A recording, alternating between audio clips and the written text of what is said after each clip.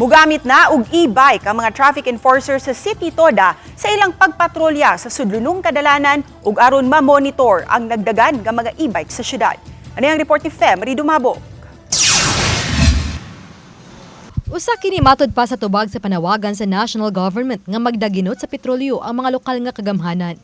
Hinatag ang e-bike ni Cyril Velasco, ang chairman sa Talisay City Advisory Council.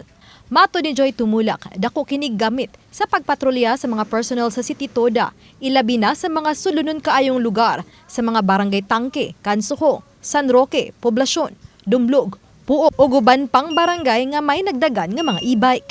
Tubag sa panawagan sa atong presidente nga gi-address ngadto sa tanang buhatan sa gobyerno nga katong national energy emergency. So agi og tubag ana nga aron makaminos mi sa supply sa moang fuel, mukandak ni siya og roving, mukandak og operation, at the same time gamiton po ni siya pag-clamp sa mga sakyanan. So yes, magdapon ni siya og clamp. Samtang human ma-inspeksyon ang mga pampasahero ang mga e-bike ug mga pribadong e-bike. Gipaubos sa sabdayon sa road safety seminar ang mga e-bike driver. Gipahigayon kini sa kabarangayan.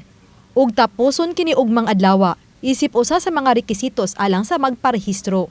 Human niini mosugod na sa pagpanakop ang mga personnel sa City Toda alang sa mga e-bike nga wala irehistro. Kapin na sa 2,000 ka mga e-bike ang naparehistro. Ang fixed nga number sa atong gidaghanon sa mga e-bike nga naka-register.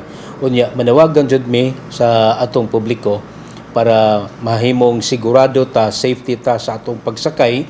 Ako gid silang gi-encourage nga dapat mosakay sila sa mga e-bikes nga registered dinhi sa atong opisina. Oba ni Godfrey Relien, Fem Ridumabo.